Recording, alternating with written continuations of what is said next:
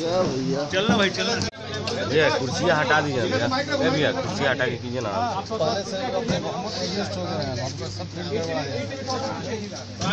आगे से हट जाओ ना।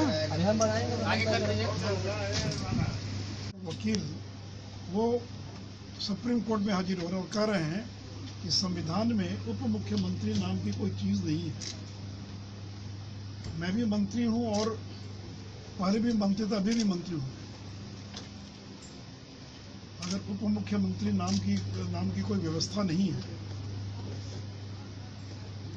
तो फिर आप तो उप मुख्यमंत्री के नाते तो आपको आवंटित किया गया। तो मित्रों लगभग 1.5 वर्ष लग गए और जिस तरह से इस बंगले को फर्निश किया गया, ये राजभवन भी इसके सामने और मुख्यमंत्री का एक अणे मार्ग, मुझे लगता है कि जो एक अणे मार्ग जो मुख्यमंत्री आवास है उसे 100 गुना ज़्यादा बेहतर तरीके से इस बंगले को फर्निश किया गया है।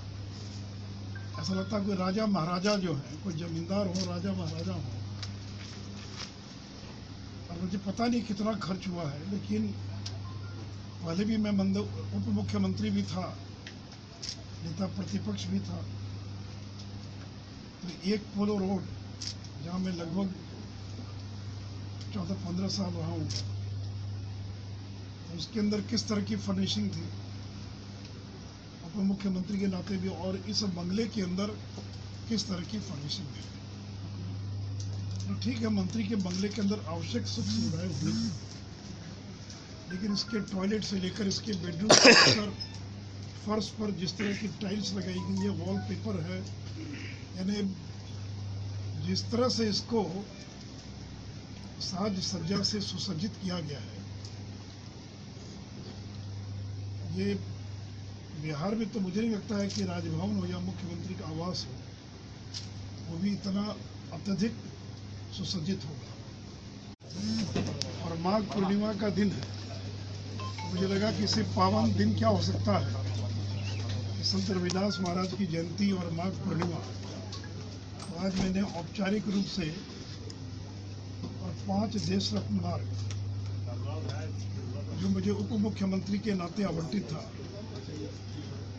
उसमें आज मैंने औपचारिक रूप से प्रवेश किया है। मुझे दुख है इस बात का, ये प्रवेश करने में लगभग 18 महीने लग गए। और इसके पूर्व जो इस भवन में जिनको आवंटित था, वो इस मामूली से काम के लिए सुप्रीम कोर्ट तक चले गए, हाई कोर्ट में गए, सिंगल बेंच ने उनकी याचिका को खारिज कर दिया, डबल बेंच में चले गए, डबल बेंच ने खारिज कर दिया, फिर सुप्रीम कोर्ट चले गए और सुप्रीम कोर्ट में बड़ी कड़ी फटकार लगी और उल्टे 50,000 रुपया उनको दंडित भी करने का काम किया। तो शर्मनाक ये है कि सरकारी मकान के लिए कोई व्यक्ति सुप्रीम कोर्ट तक जाए। आपको मंत्री का दर्जा है, आप मंत्री नहीं है, दोनों में फर्क है, मंत्री और मंत्री का दर्जा।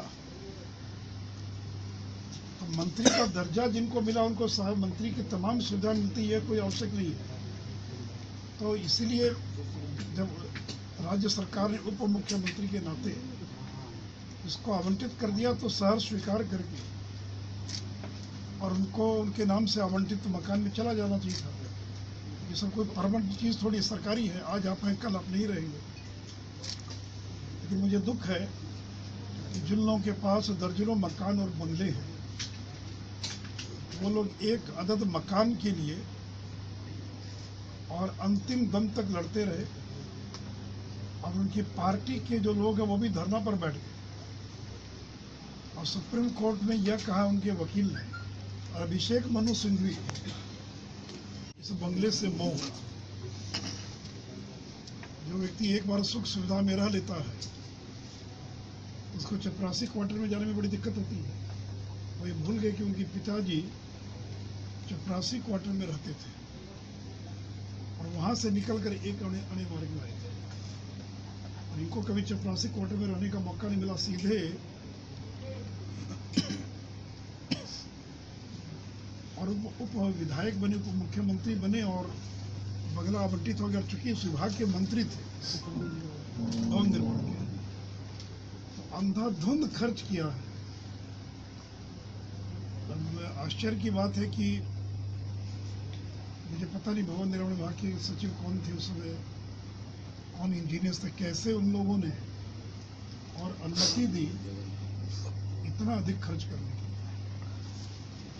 टॉयलेट्स के अंदर जो शावर लगा है, मैंने एक एक जो चीज़ लगी है, शावर हो, टाइल्स हो, जिस तरह से एयर कंडीशनिंग है, किचन के अंदर जिस तरह से, यानी हर चीज़ जो है, इसलिए ये क्यों वो खाली नहीं कर रहे थे, क्यों बंगले से उनको इतना मोह था, ये अब ध्यान में आ रहा है। सार्वजनिक जीवन में जो लोग हैं उनको आवश्यक सुविधा मिलनी चाहिए, लेकिन हम राज्य सत्ता का इस्तेमाल जनता की सेवा करने के लिए आए हैं, उसका उपभोग करने, भोग करने के लिए नहीं।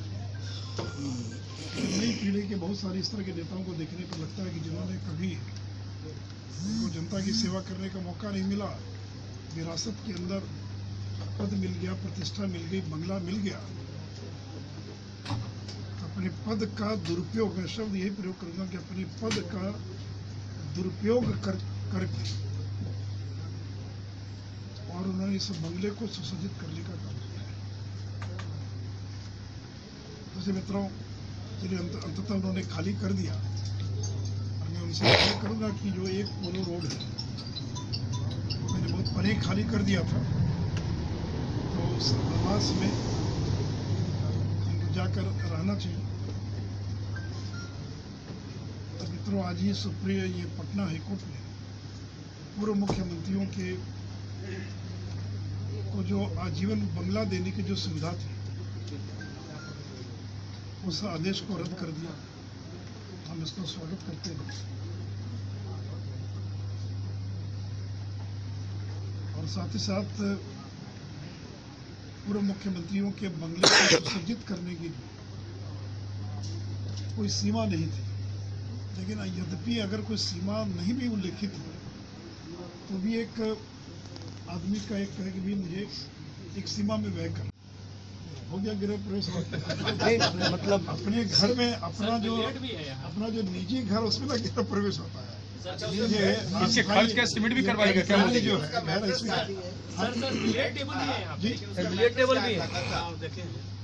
पता नहीं वो मैट्रेस था कि नहीं था, मुझे नहीं मालूम।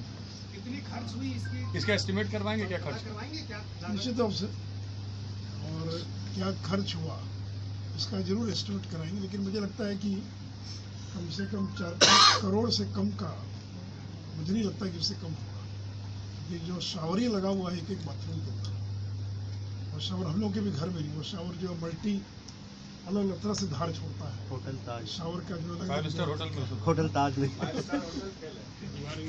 ठीक कह रहे हैं कि होटल ही इसको बिहार सरकार ने नहीं बना, इसमें रहने पर लोगों को यही अनुभव होगा किसी 5 स्टार होटल में रहना, 5 स्टार होटल जैसी सुविधा जो है और यहाँ पर पैदा करने का प्रयास किया। आप तो सीएम हाउस भी गए हैं, वहाँ भी जाते रहे, देखते हैं और ये भी देखते हैं, आपको कौन सा लगा? मुझे तो सीएम हाउस से ज्यादा तो कहें कि सीएम आवास में जो सज्जा है उसे 100 गुना ज्यादा सज्जा यहाँ पर, यहाँ की सज्जा का 100वां हिस्सा भी एक अड़े मार्ग में नहीं होगा।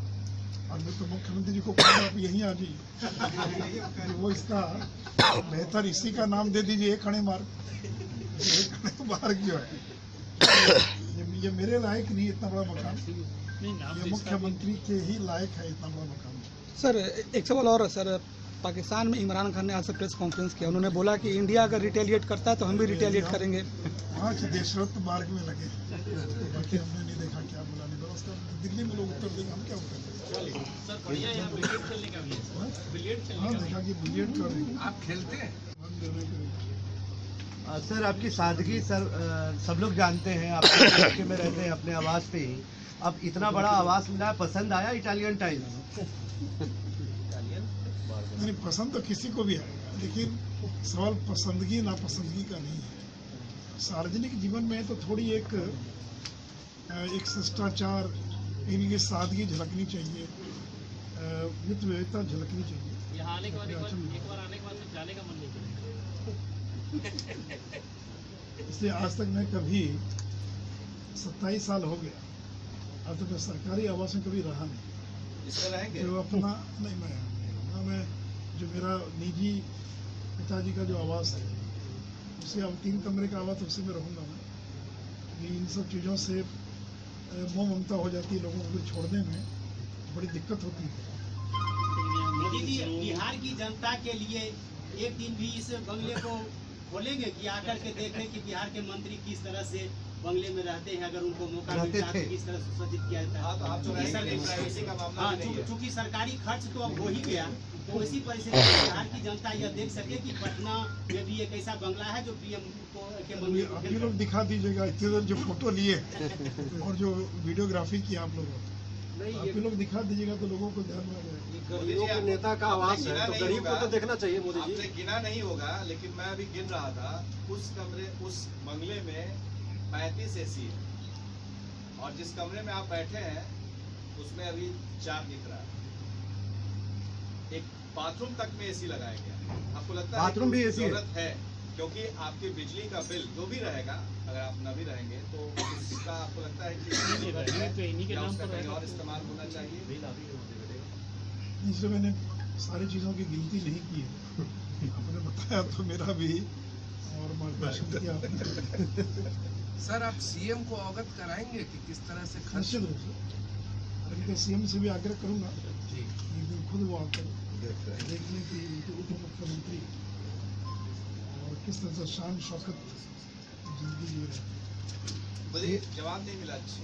मतलब टोटल यहाँ 11 है इस पूरे आप जहाँ बैठे हुए हैं, यहाँ पर ये जो दफ्तर है। नहीं, इसलिए जो अनावश्यक होगा उसको हटवाएंगे, अनावश्यक जो होगा उसको कहीं और लगाया जाए, चूँकि इतना का उपयोग भी नहीं है।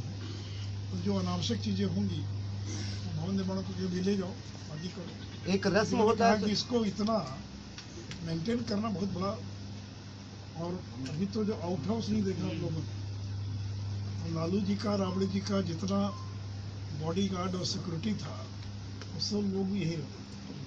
जो अस्तबल है, यानी अस्तबल कालीगी या जो भी है, मुझे बताया गया कि वो भी काफ़ी बड़ा है, तो जाते समय वो भी देख लीजिएगा।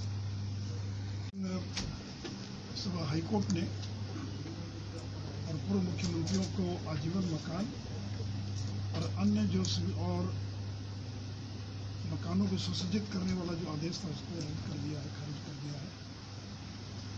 हम कोर्ट के इस निर्णय का स्वागत करते हैं, और चूँकि आदेश आया तो उसके अनुसार सरकार अपेक्षा करेगी कि जिन लोगों के पास पूर्व मुख्यमंत्री के नाते जो बंगला आवंटित है, उसको एक निर्धारित सीमा के अंदर वो इसको खाली करें। तो मुझे तो जिंदगी में 27 साल हो गया मुझे सार्वजनिक जीवन में विधायक के नाते, लेकिन इतने शानदार मकान मैंने दिल्ली में भी, प्रधानमंत्री का भी मकान, जो प्रधानमंत्री का जो आवास है वो भी देखा, राष्ट्रपति का भी आवास देखा है, लेकिन जो शान शौकत यहाँ पर और उप मुख्यमंत्री ने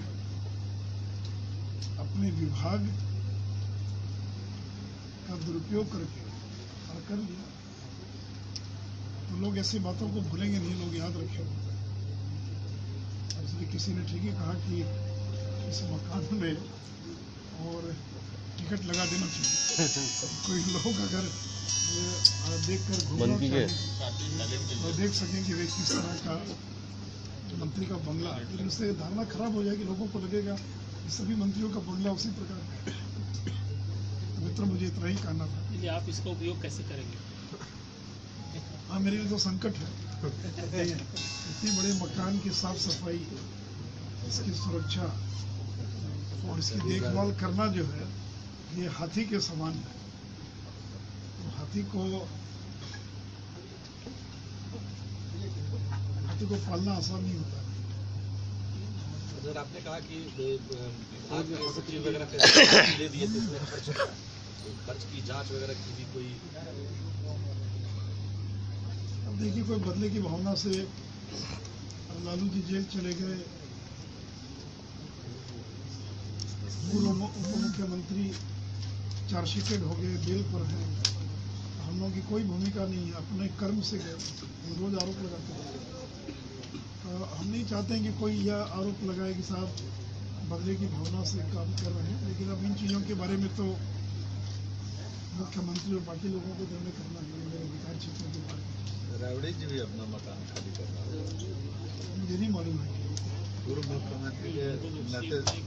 क्या, लेकिन क्या है, वो विधान नेता प्रतिपक्ष भी है। हमारे फेसबुक पेज को लाइक करें, ट्विटर पर फॉलो करें न्यूज़ बिहार लाइव, और साथ ही साथ हमारे यूट्यूब चैनल को सब्सक्राइब करें। सब्सक्राइब करने के बाद बेल आइकन दबाना ना भूलें। धन्यवाद।